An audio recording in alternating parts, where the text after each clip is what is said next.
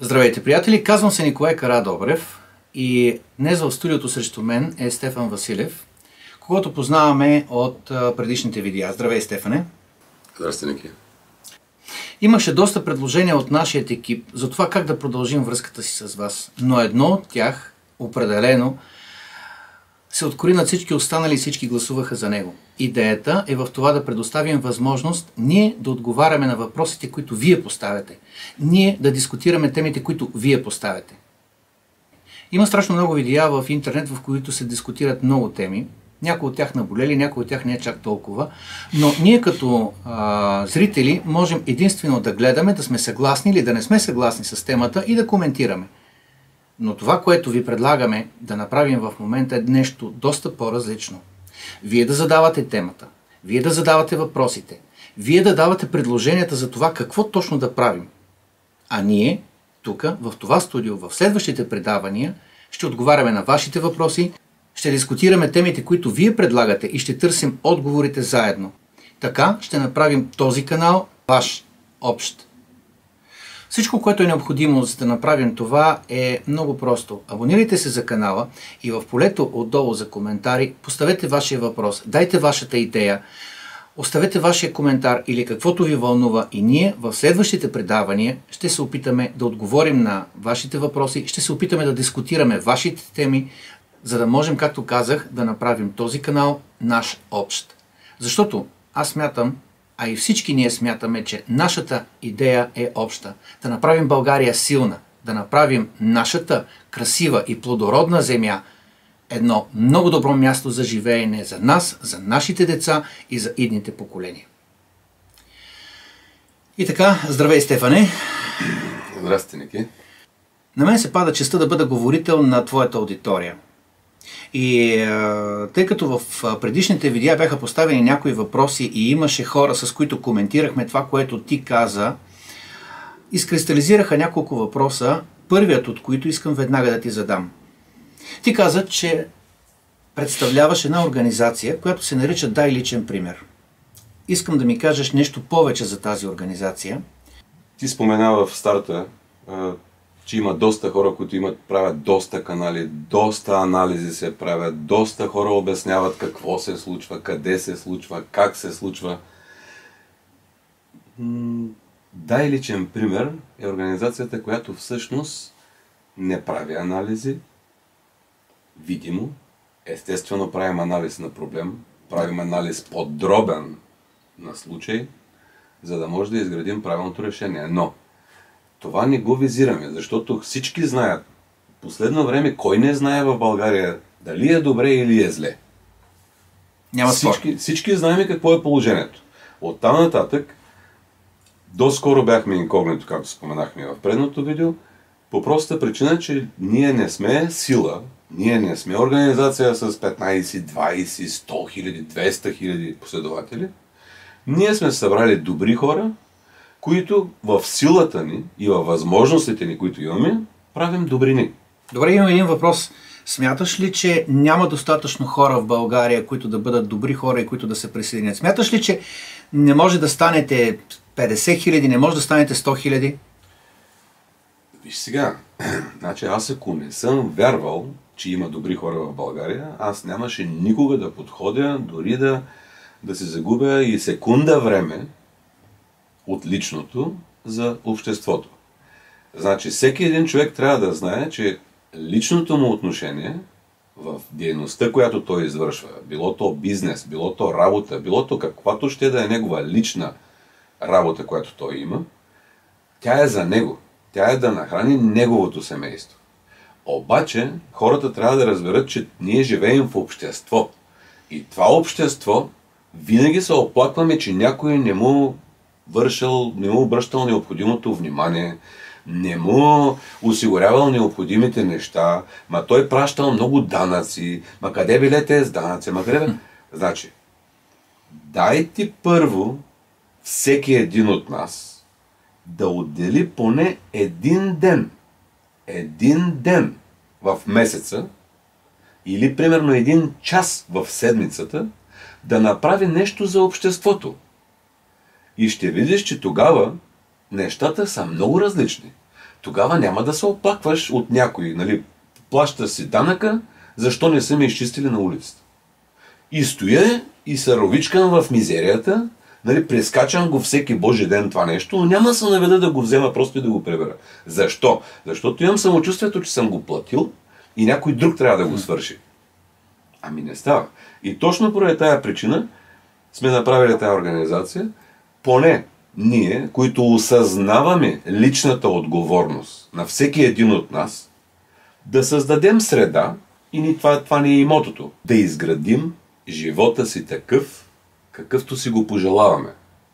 И затова в тази организация, дай личен пример, нали, ние сме малко хора, ние сме хора, които казваме, че ще изградим нашият в нашата среда живот, какъвто си го пожелаваме. Нали, такъв, какъвто си го пожелаваме. Смятам, че има доста хора, които биха искали да се присъединят към тази организация. Окей, но всеки един работи с хората, които познава. Значи аз познавам определена среда от хора и сме се нагърбили с това нещо и поне до сега, вече от и 8 година до сега, са доста години, сме свършили страшно много неща, полезни за обществото.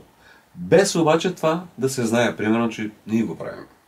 За нас и това никога не е било приоритет, да знам аз, че някой ще ми каже, ти си го правил или какво си, или пък така наречения номер, който се върши, нали, вие знаете ли за кой човек? Той е скромен, ама ето той даде това, той направи това, той е това. Такава индиректна реклама до сега никой няма да чуи за нашите неща. Последното интервю бях много ядосан, нали, затова стана ясно, че сме помогнали на определен човек с определено нещо. Не сме си го позволявали и няма и да си го позволим. Но от тук нататък, както ти ми зададе въпроса, има ли много хора? Ами да, има.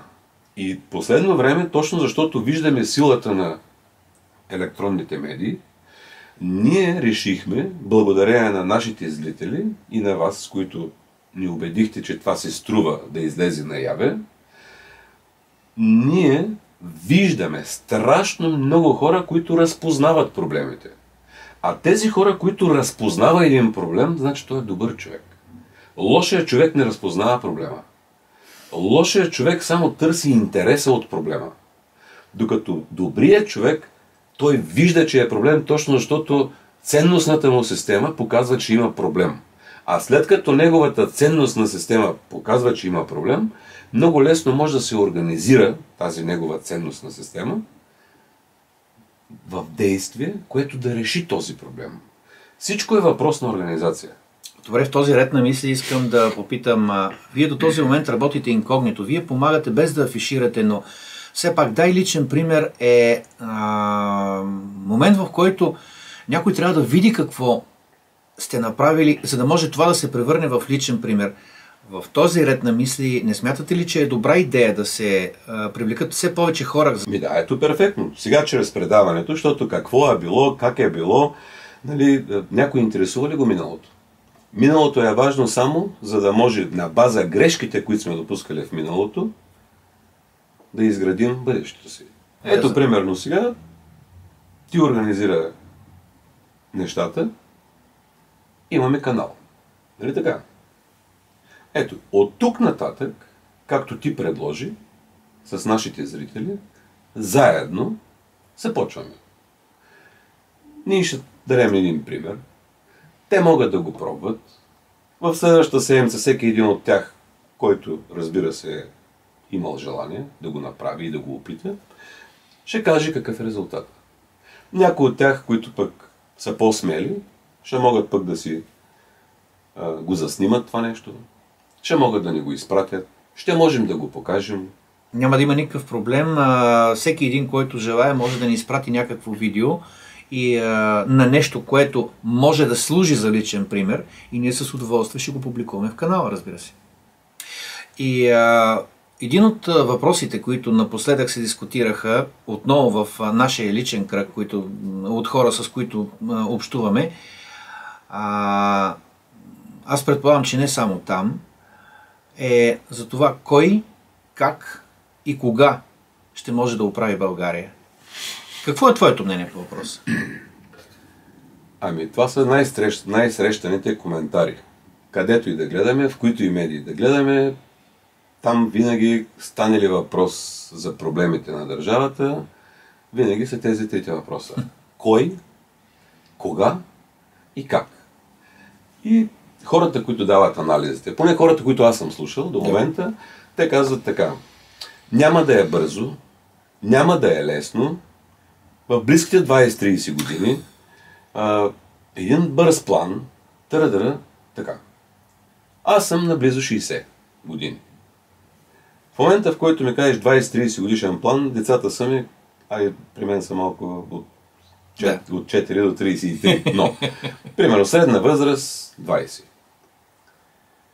Или хората трябва да започнат да мислят с главата на отсрещния, който ръководят. Или какво искаме ние като избиратели да ни кажат нашите политици?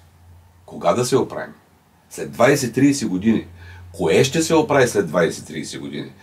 Понеже ми казаха, че трябва да коментирам един човек, в коментарите го гледах, какво ще каже Стефан за еди кой си човек?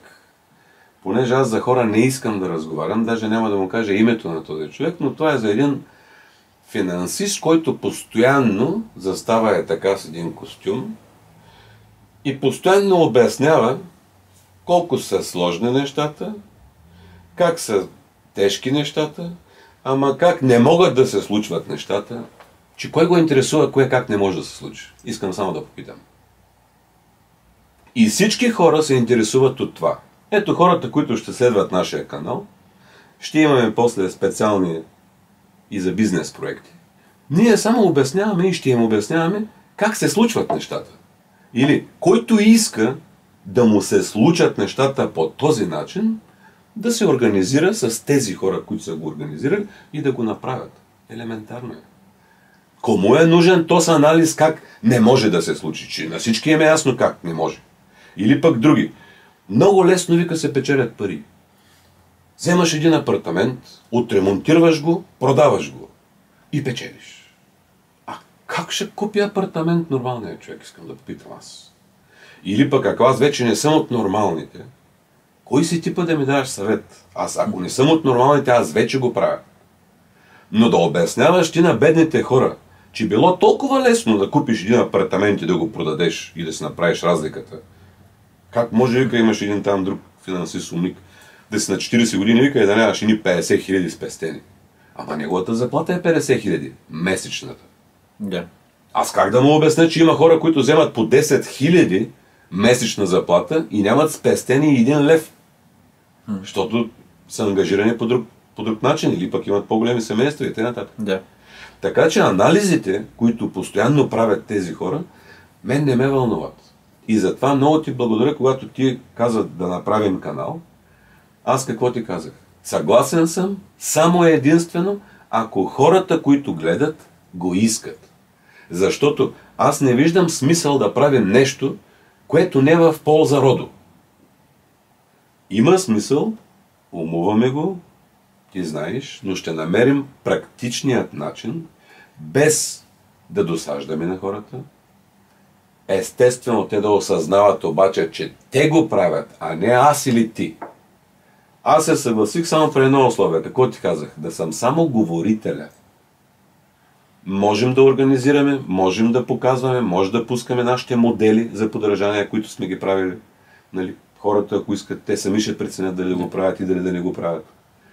Но, ако го правят, и ако им харесва, и ако има добър резултат, това е целта. Защо не?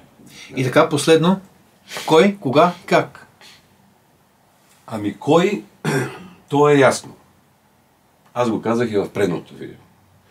Нито един човек отвън няма да дойде да ни оправи България. Нито една партия не е във възможност сама да оправи България. Обаче всеки един от нас, както споменах и в предния път, застане в огледалото и каже, кой си ти? Ти кой си? Аз съм тос. Добре бе, имената ти ги разбрахме. Кой си ти? Ами аз съм баща, аз съм такъв, или аз съм майка, или... Това също го разбрахме. В държавата ти кой си? Ти не си само единен граждански номер. Ти си човек. И ти си човека, който събрани повече такива като тебе се наричат общество. И се наричат народ. И за това ми писва, когато някой постоянно се оплаква от народа. Ма то ти си народа. Кой е този народ? За кой говорим? Мога да говорим ами за пример, не ли кой си сръбския народ, румънския народ. Ама когато говорим за българския народ, трябва винаги да е в единствено лице. Първо лице, единствено число. Абсолютно. И за това ще дам един пример. Кой ще го оправи? Ти. Аз. Ти. Всеки един, който гледа Обединение. Така единствено може да се оправи България. Заедно да направим нещо. Относно кога? Проектите 20 години, 30 години, 100 години. Така, искам да те попитам нещо. Ти ако спечелиш от тотото утре сядаш и гледаш. Пуснал си 6 числа, излиза ти първото, второто, третото, четвъртото, петото, шестото. От кога си щастлив ти? Искаш да кажеш между 5-то и 6-то число. Тогава ли да започна да ставам щастлив? Питам, вече знаеш, че си спечелил от частица от тотото. От кой момент си щастлив ти? От този момент или от момента вече, когато вземеш парите и си купиш нещо специално с тях? От кой момент се чувстваш щастлив?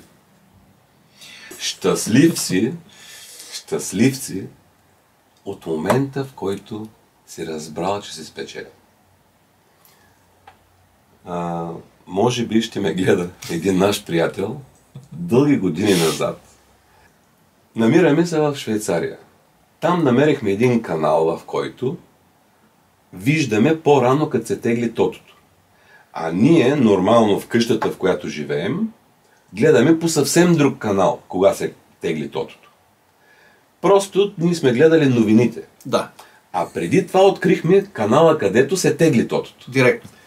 И там си пишеш билетите, нали, с числата, и ние хващаме, защото имаме там един човек, който играе постоянно тото, и ние му хващаме фиша и пишем всичките числа и му ги слагаме в джоба.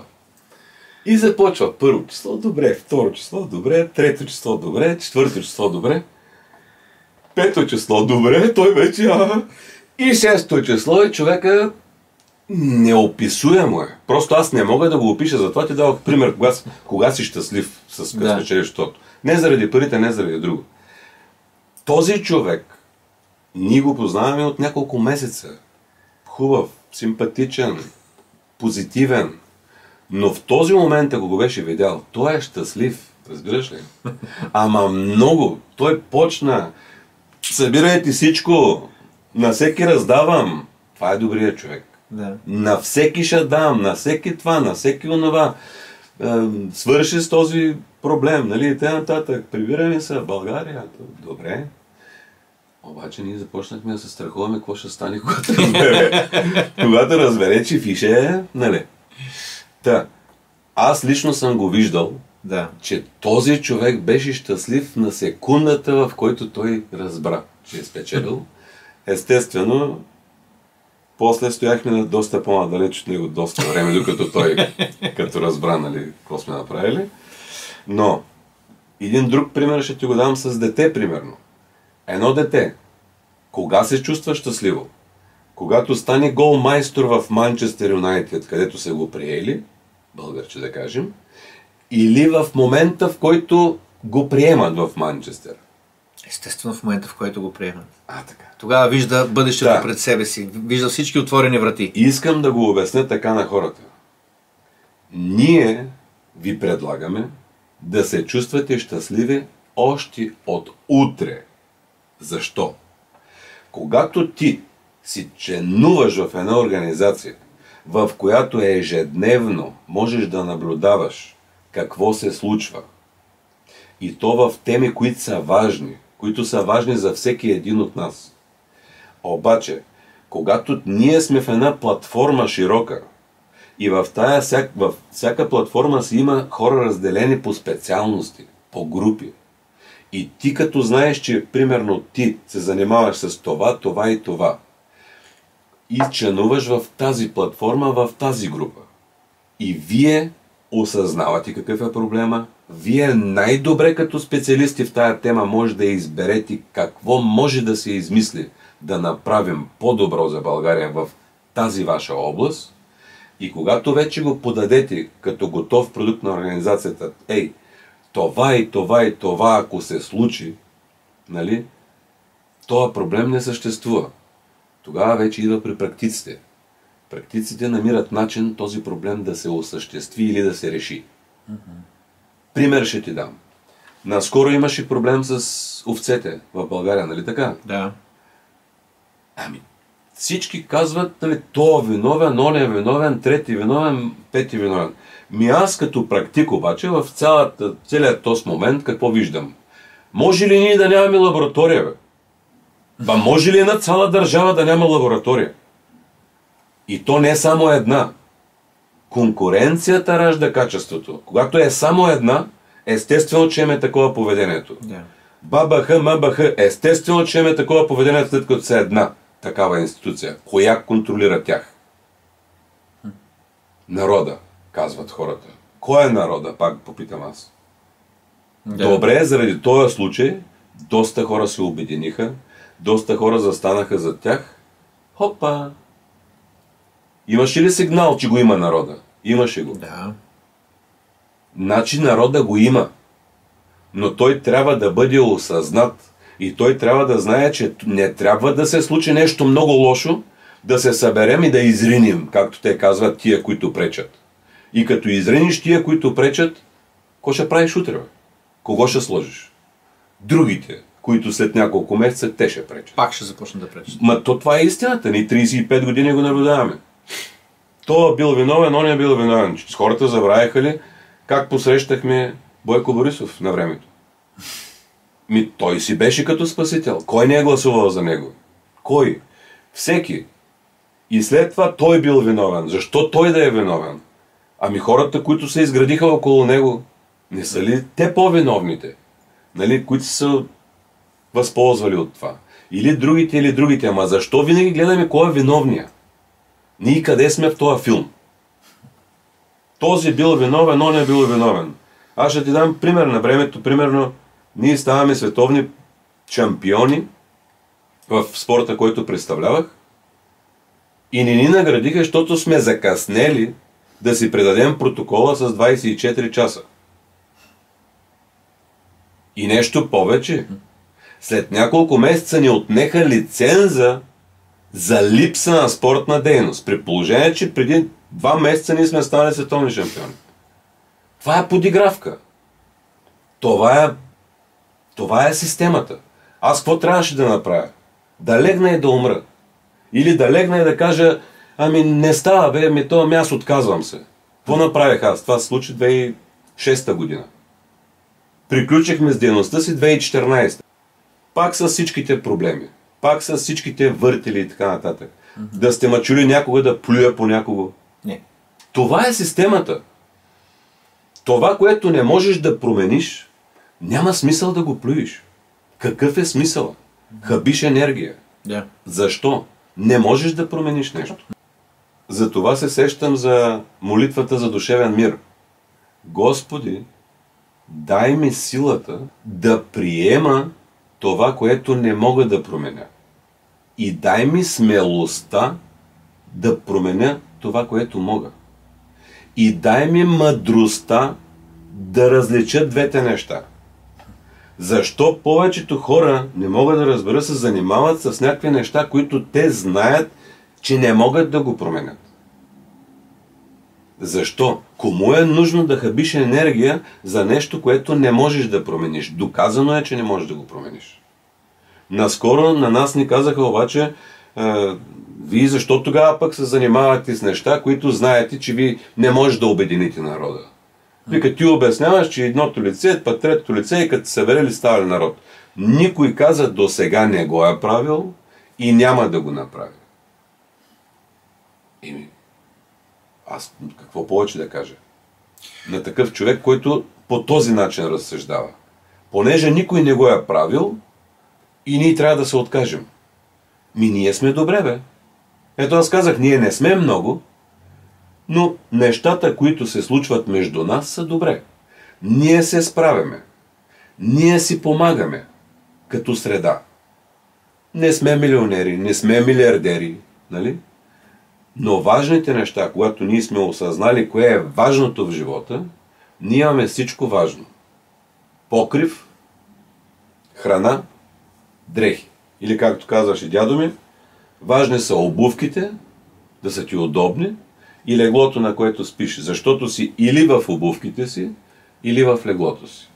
Или, ако тези двете неща са ти уредени, оттам нататък всичко е само суета. Просто суета.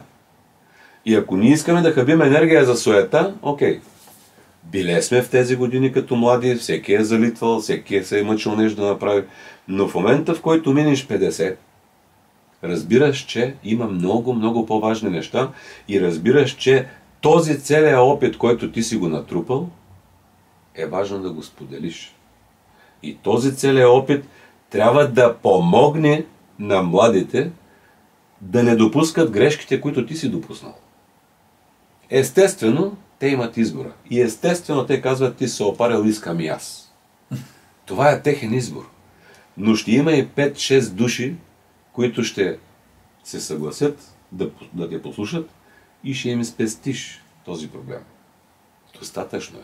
Ако ти като сам човек помогнеш на 5-6, извинявай, ама, всеки, който се занимава с математика, ще разбере, че ти дори само на себе си да помогнеш, пак е достатъчно. А много голям плюс, ако помогнеш на 1, 2 или 3 извън твоята среда, това е пък прекрасен завършък на всеки един проблем. Така, минаваме към следващият въпрос. Ти ми спомена, че така доста следиш активността на хората в YouTube и, например, един от доста известните влогъри, Киро Брейка, той напоследък изкара едно видео, в което казва, че твърде много националистически партии са започнали да се организират. Това, за което всъщност ние говорихме вчера, пак отново в приятелски кръг.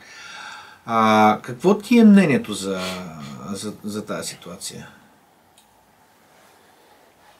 Ами, както казах и предния път, ще се опитаме да се дистанцираме от политически анализи. Защото това е работа на партиите, по принцип. Но не искам да коментирам партиите, искам само да коментирам това, което се тревожи Киро. Той казва, много хора започнаха да регистрират партии и все патриотични. Разбирам го перфектно, защото аз мисля абсолютно по същия начин. Кому е нужно да се разделят тези хора? Кому е нужно? Всеки, който се е занимавал с политика, знае, че има 1% силни патриоти от българското общество и този процент обединен представлява едно сериозно процентно съотношение. Mm-hmm. И щом тези партии се разделят на толкова, да не започнем да ги изброяваме, вече са над 4-5. И той даде пример също, Киро, че още са регистрирали още няколко. Yeah. Ами, мога да ги питам само, ако имам възможност, ръководителите им на тези новите партии, които се ново регистрират сега, толкова ли те не могат да разпознаят някой, който е близък до тяхната идея? Нали? Това относно партиите. Пак казвам, те може би си имат нещо предвид хората. Аз не мога да коментирам нещо, което Нямам право да го коментирам, защото не съм в техните обувки, не знам защо го е направил, не знам какво го прави и така нататък. Аз знам само едно. По Конституция гражданите могат да се обединяват, да излъчват народни представители, които да представляват техните интереси. Така че всеки един от тях има право да го прави. Но не е коректно да се оплакваш от проблемите в България, в същия момент да не предлагаш обединение. Значи, не знам, аз може би не ги разбирам нещата, но не знам, не ви ли писна, бе хора, не ви ли писна от тая игра? Разделяй и владей, разделяй и владей. По-скоро това мога да им кажа. Не ви ли писна от играта, разделяй и владей. Тя няма резултат. Тя има резултат в полето на едни и други играчи, но това е вече един друг въпрос, според мен. Не искам абсолютно никого не коментирам. Имаше в предните видеа отдолу коментари на наши хора, които са ни гледали. Нали, те пишат какво ще кажеш за този, какво ще кажеш за оня, какво ще кажеш за трети, за пети. За никого нищо не искам да кажа. Аз с никого не се състезавам. Аз се състезавам единствено сам със себе си. Просто искам всеки следващ ден аз да съм малко по-добрата версия от предния ми ден. Пробвайте го, много е хубаво. Ако повече хора го правят това нещо, уникално е. И както казва един руски хуморист, направете го навик, както си ми и зъбите. Просто направи го навик да бъдеш добър. Първо към себе си, второ към семейството си, трето към средата си и четвърто, но не по последно по важност, за родината си. Така че, пробвайте по тая последователност, пробвайте да се борите само с себе си, да подобрявате себе си и точно отговаряме на въпроса кога ще се оправим с това обяснение. Тогава, когато започнете да осъзнавате, че от вас идва проблема. Как? Примерно, мога да дам един пример, ако искаш. В предното видео имаше коментар уникално за Бродуей. Нали, монологът е уникален за Бродуей. Та сега ще се опитам да дам един пример. Как? Примерно Бай Иван. Дай ми пример, примерно Бай Иван, къв работи какво? Дай ми някакъв пример. Ми работи като помощник в склада. Изважда едни стоки, пакетира ги, слага ги в кашони. Това му е работата. Добре. Бай Иван, добре. Да, той не произвежда нещо, защото иска да ти дам аз просто, защото съм практически настроен и иска да дам пример с някой, който практически прави нещо. Сглобява детски играчки. Айде. Примерно, да. Сглобява нещо. Фирмите са доста модерни в България, има доста фирми, които не ишлеме сглабяме нещо. Да, добре. Да. Бай Иван. Приятели, сега ще ви предложа нещо. Много ви моля, опитайте го поне веднъж един ден го опитайте в следващата седмица. Поставяме се на мястото на Бай Иван. Аз играя, примерно, ролята сега на Бай Иван. Добре. Така. Бай Иван става рано, децата са малко по-късно, нали, вече, на времето. Всички ставаха почти еднакво, даже децата първи заминаха на училище, защото започнахме в 7 часа. Сега е по-различно това, но Бай Иван се събужда, отива, нещо си прави. Аз какво мога да предложа на Бай Иван да е личен пример?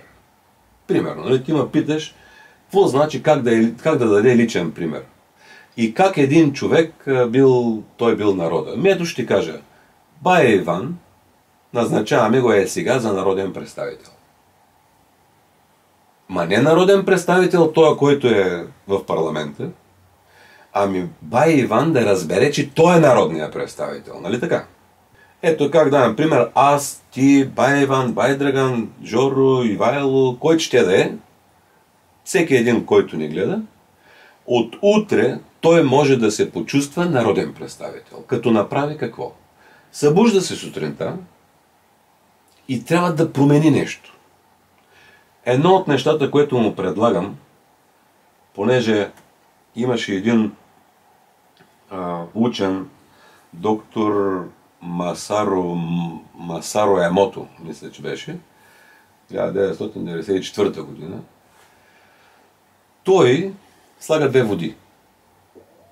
В едната стая се говорят само лоши думи, в другата стая се говорят само хубави думи. Едната вода, която кристализира, е уникално красива, другата вода е мъждок.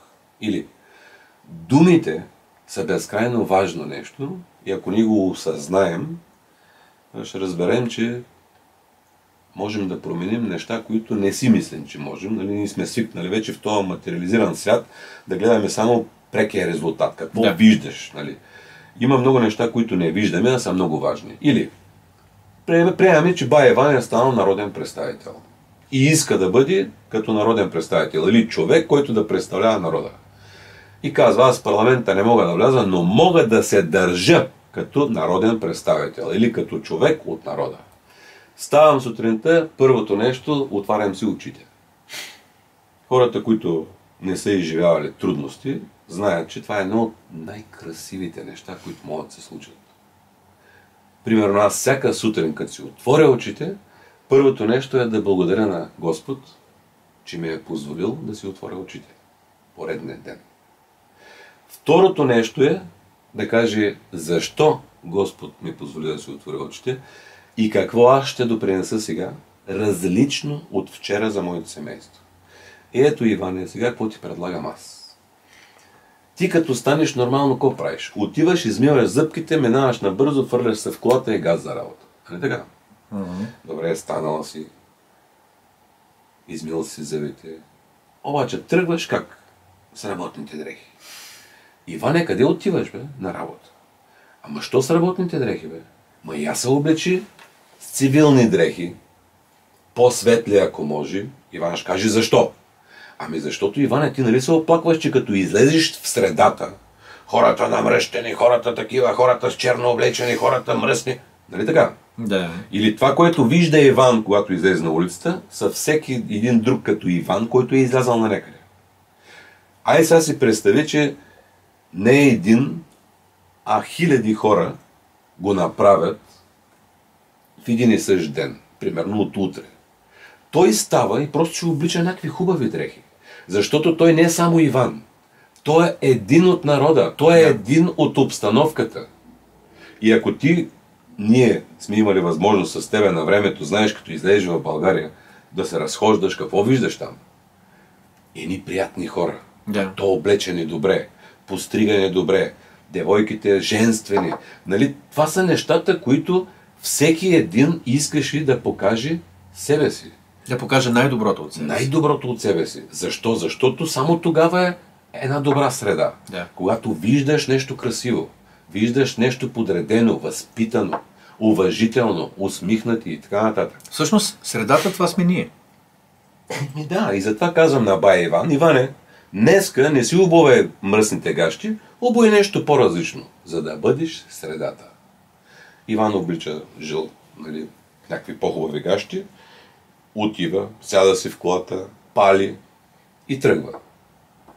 Обаче, както се движи по улицата, знаеш, има ни дупки. Додум! Додум! Този път, Бай Иване, ти си народен представител. Ти не си просто Бай Иван да я заобиколиш. Спри пред дупката, Бай Иване, и кажи, хей, няма да мръдна от тук, докато тая дупка не се запълни. Зад тебе хората ще почнат да псуват. Ще почнат да ти свиркат. Ще почнат какво ли не. Нали искаш да си народен представител? Дръж се като такъв. Застани пред дупката и кажи, няма бе да се махна от тук, докато не оправите тая дупка. Че тая дупка утре ще мине някой дете. Вашето дете, не моето. С мотор. И заради тая дупка се фърли и ще се случи най-лошото. Това е отговорно нещо. Всеки обаче е заобикаля и заминава. Дръж се като народен представител. Застани пред дупката, да не казвам каква. Нали, че така? И не мърдаш. Идва полицията. Казваш, хора, не мърдам, докато не се оправи. Това ти не ти е работа. Аз съм народен представител. Как да не е моята работа? Кой си ти, бе? Ти лут ли си? Нещо почна да се базикат. Да. Не, бе, аз съм народен представител. Аз представлявам народа.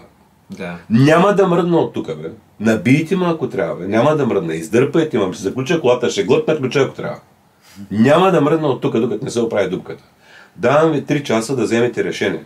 Да дойдат хората, да сложат тук нещата, знаците отпред на 30 метра и да почнат да правят нещо в дупката. Ако не, до вечера ще мина и ще я бетонирам. Те хората трябва да разберат, че трябва да вземе някакво решение.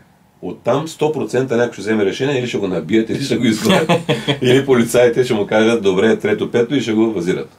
Но той се е държал като народен представител.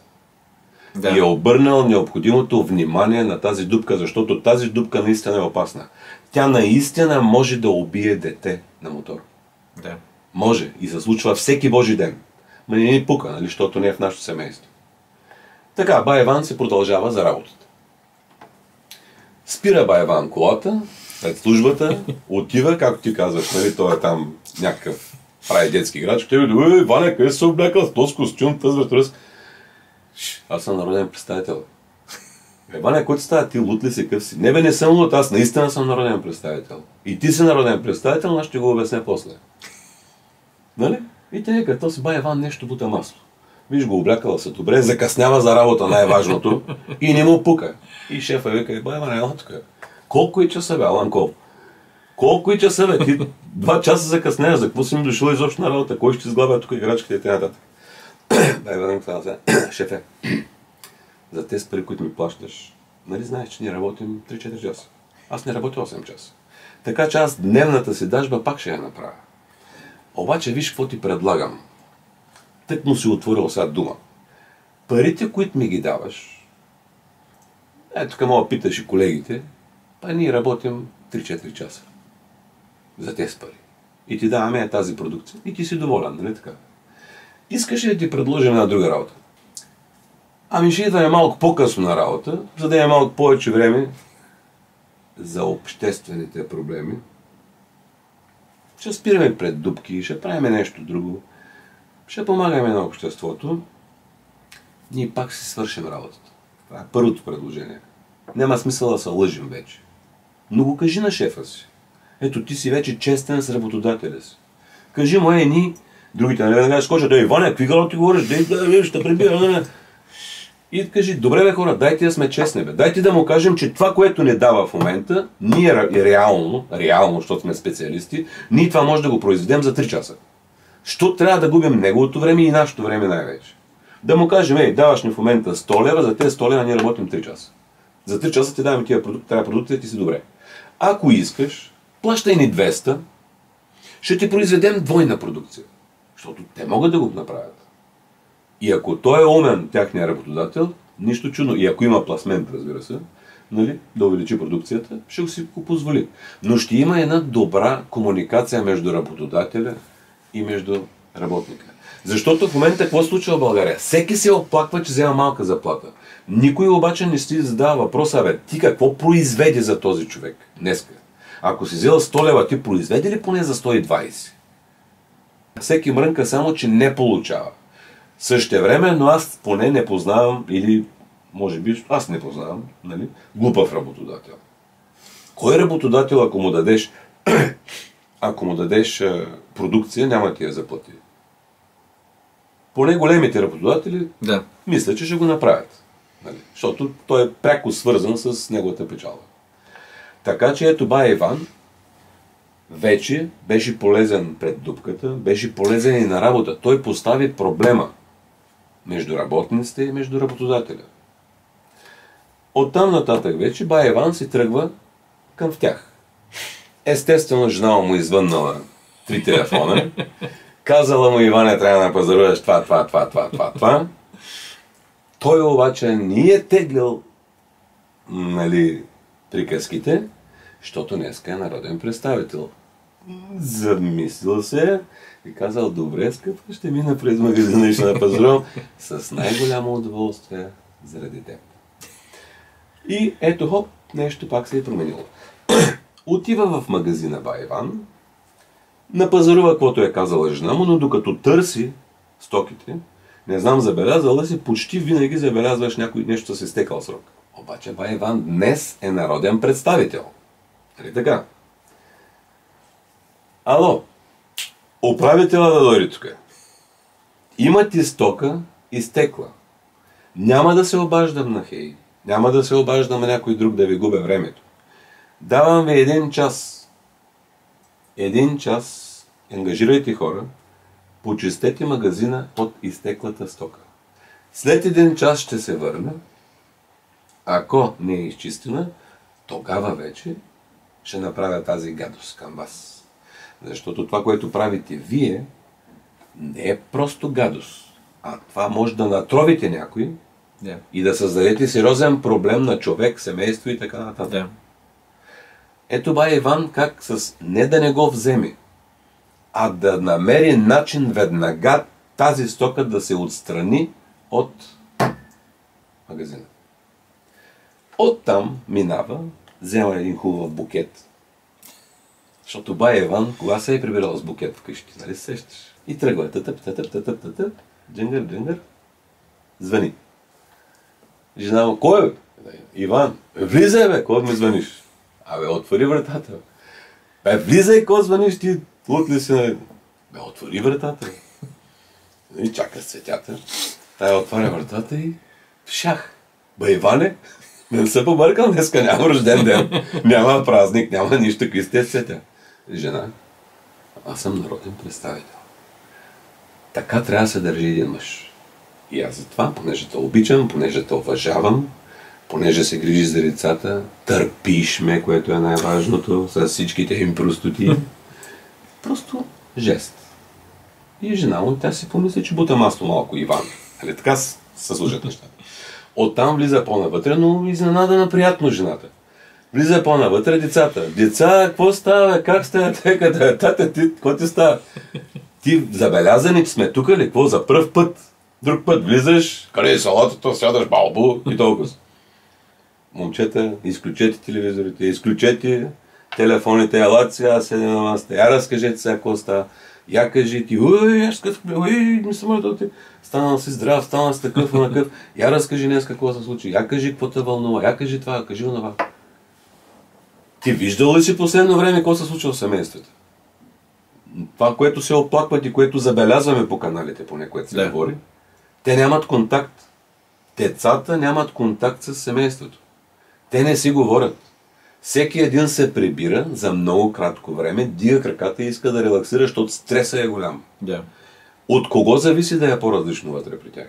Пак от нас самите. Само и единствено. Ще пребереш на лицата телефона, ама те ще ли да ми се разсърдят. Ми ще се разсърдят, защото ти му кажеш, забранявам ти да си влизаш в телефона. Ма какво му предлагаш ти в този момент? Я му кажи, тате, остави телефона и ела сега ще ти разкажа едно нещо. Може да му спечели вниманието, нали? Може. И понеже той ще си познава по-добре детето, да не давам сега примерен, всеки един знае как може да обърне внимание на детето си. От нас, от всеки един от нас зависи комуникацията. Добре, в пубертета са малко са, нали, сприхави, такива, накива. Пак има начин. Хората казват, уважението се печели, то не се изисква. Ти като родител трябва да намериш начин това дете да му спечелиш уважението. И вярвай ми, то ще те слуша. Кажи ми какво пречи на някой да се държи като бая Иван до момента, което го обясняваме. Защото той сутринта, виж само за един ден, той е бил красивата среда. Или той е бил добра панорама, добра визия за някой, друг отстрани.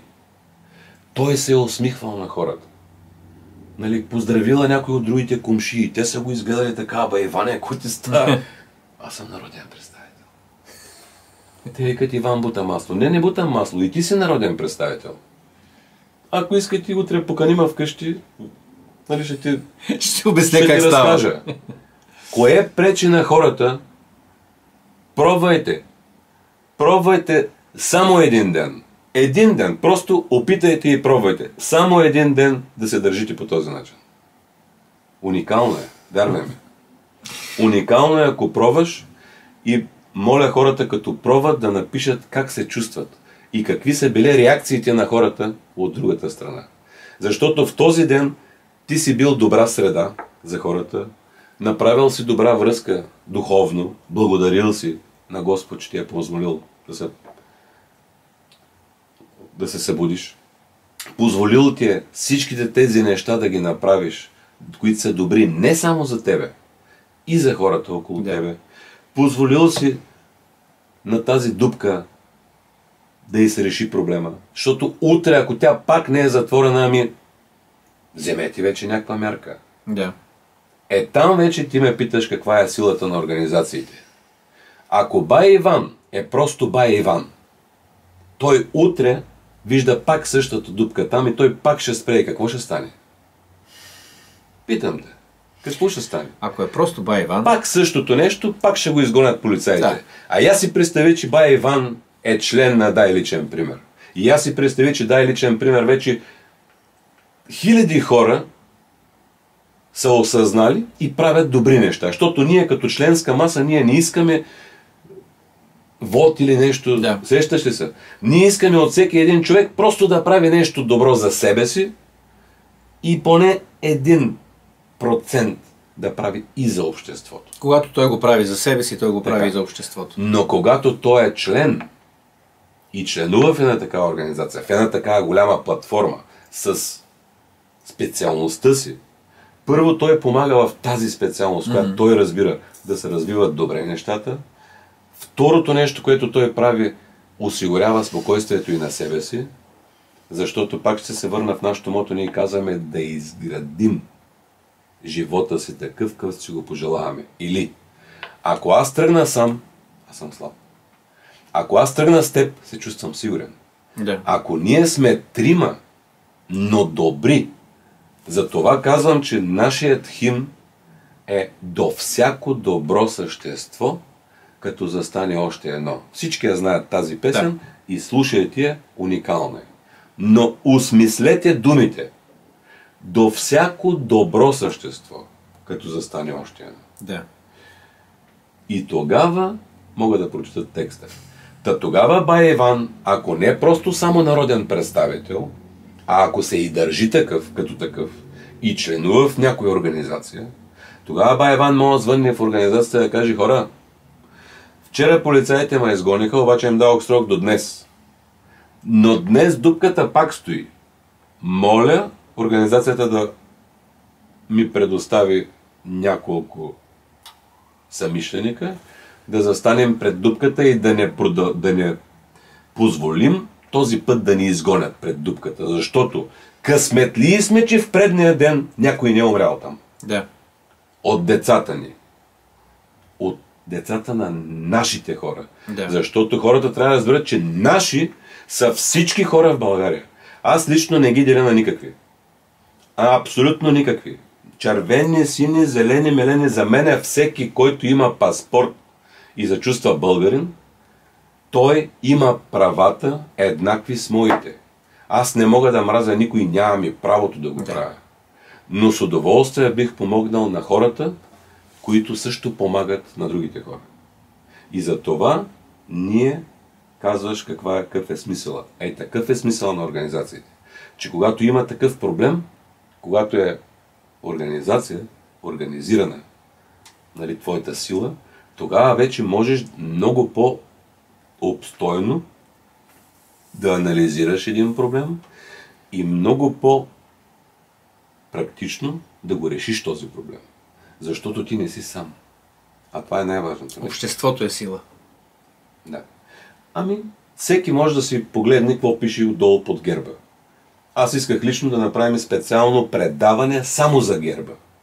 Защото хората трябва да разберат, не съединението прави силата.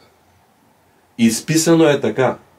Но има едни други национални ценности, хора, които много подробно се запознават с историята, как изобщо и кога, какво се е случвало, и те казват: първоначално е било единението прави силата. Защото наистина единението прави силата, защото единение е един е ние. Виждаш ли? Един е ние. То се единението. Да. Или Когато всеки един от нас, както дадох пример с бая Иван, правят нещо в правилната посока, тогава ние, или вече такива като Иван, общо правят силата. Или единението прави силата. Защото съединението не прави силата. Съединението е, примерно, да се съединят 10 човека, нали, да постигнат нещо. Съединени могат да решават само определени проблеми. Но могат и да ги управляват. Да. Един човек да ги управлява. Защото те се съединяват, но имат един представител. Докато, примерно, питаш защо нашата организация. Ами нашата организация няма лидери. Няма. Всеки един е представител на дай личен пример. Нали, той с дейността си, с такова, с онакова. Има естествено структури по закон, които казват, има такъв управителен съвет, има такъв съвет, онакъв съвет, но това е заради закона. Просто ние сме длъжни да спазваме закона. Но в цялата платформа там има имена. И всеки един срещу името му пише къде живее и каква му е специалността. И когато аз имам нужда нещо да направя, и ми трябва примерно електричар. И аз гледам в нашите структури, имаме ли електричар? Имаме. Значи аз първо ще дам средствата на този електричар и второ на него ще му дам, примерно ако 10 лева се плаща за неговата работа, аз ще му дам 11. Защото той трябва да се усети привилегирован, че е в тази организация. Аз ще му дам повече и бъди сигурен, че той ще ми даде работа за 11, а не за 10. Защото те му дават 10, но той им дава работа за 5. А когато му дадеш 11, той ще даде работа за 11. И поради тая причина се случват и ефтино, и качествено нещата. Защото се работи по правилния начин. И затова казвам, че ако организацията стане по-голяма, лично аз ще се радвам, защото всеки един от хората, които са в тази организация, ще се чувстват по-добре. Да се надявам да е скоро. Да. Ами, аз предлагам да завършим разговора тази вечер и да припомним още веднъж на нашите зрители, че всъщност темите ще бъдат задавани от вас. Въпросите, на които търсите отговори, ще се опитаме ние да отговорим или да намерим отговори заедно. И така, това беше от нас тази вечер. И аз, ако мога да ми позволиш да завърша с едно изречение, както съм го казвал винаги, ще го кажа пак. Пропуснахме практичността. Понеже ние сме практици, преди всичко, а когато практиците имат събрание, те казват така. Бяхме на събрание, решихме нещо, кажете каква е задачата. Или да поставим по една задача. Добре. До следващия път всеки един от вас да пробва да бъде народен представител поне за един ден. Ако успееш да го правиш няколко последователни дни, знам, че е тежко, но ще е много красиво. И много хора ще ущастливите. Пробвайте обаче само в един ден. От сутринта до вечерта. Пробвайте да радвате хората около вас. Вярвайте ме, вие сами ще зарадвате и себе си. Благодаря ви. Следващия път искам да разбера вие как се чувствате, когато сте пробвали да бъдете народни представители. Благодаря ти, Ники. Приятна вечер на всички. Приятна вечер на всички.